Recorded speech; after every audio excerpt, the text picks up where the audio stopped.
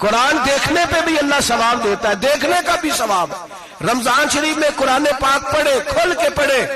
اور میرے بھائی اگر تیرا بچہ پڑھے، اگر تیری بیٹی پڑھے، کائنات کا خوش نصیب باپ وہ ہے کہ بیٹا قرآن پڑھے، چاہے ناظرہ ہی پڑھے، جس کی بیٹی پڑھے۔ زندگی میں انہیں اس کام پہ لگا جاؤ، مرنے کے بعد بھی پڑھیں گے۔ امام جلال الدین سیوطی شافعی رحمت اللہ علیہ فرماتے حضرت عیسیٰ قبر کے پاس سے گزرے، قبر پہ عذاب ہو رہا تھا، اللہ کا غضب برس رہا تھا، جناب عیسیٰ استغفار پڑھتے ڈرتے گزر گئے۔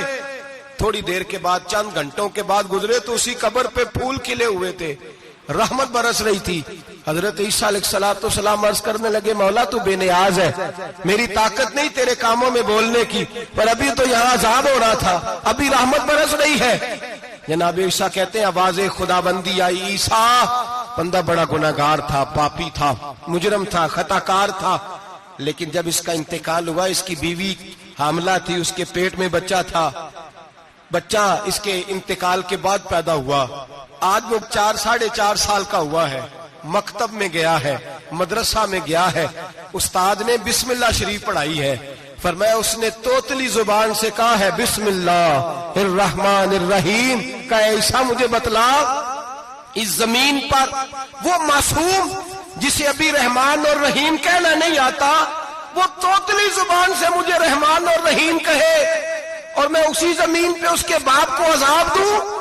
فرمایا اس نے ایک بار رحمان اور رحیم کہا ہے، میں نے اس کی باپ کی قبر کو نور سے معمور فرما دیا ہے، نور سے بھر دی ہے قبر، برکت سے بھر دی ہے۔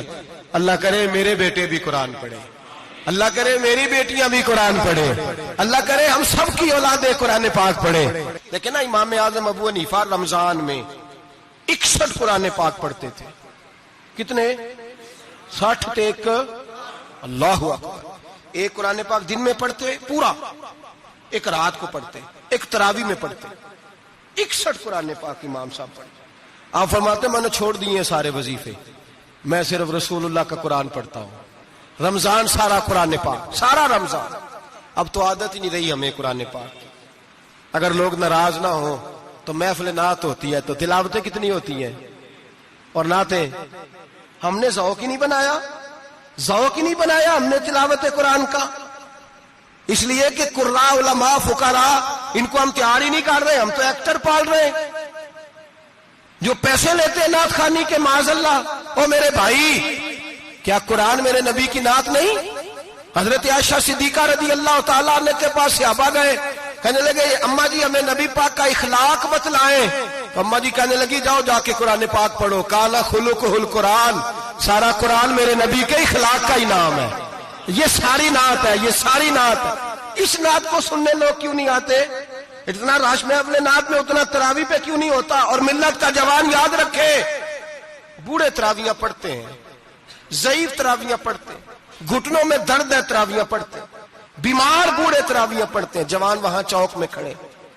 کیا جوانی اس لیے ہے چوکوں میں کھڑا ہوا جائے؟ کیا جوانی اس لیے ہے کہ سعودی عرب جانے کے لیے پاسپورٹ بنانا ہو تو 2.5 گھنٹے کھڑا رہے؟ تو شناختی کارڈ کے دفتر تو کھڑا رہے، پروٹیکٹر کے لیے کھڑا رہے، کافروں کے سامنے کاسا لیسی کرنے کے لیے تو کھڑا رہے، تو نوکری پہ جائے تو ساری رات کھڑا رہے، اور تو قرآن کے لیے کھڑا نہیں ہوتا؟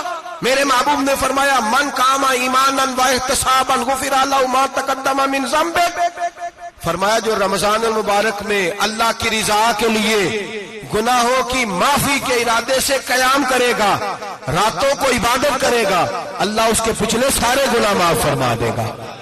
نوجوان ارادہ کریں، پروگرام بنائیں کہ انشاءاللہ قرآن پڑھنا بھی ہے، قرآن پڑھوانا بھی ہے، سننا بھی ہے، اور انشاءاللہ بولیے سننا بھی ہے اور پڑھنا بھی ہے اور پڑھانا بھی۔ ہمت کریں، دلیری کریں، آ کے کھڑے تو ہو، اللہ توفیق عطا کرے گا۔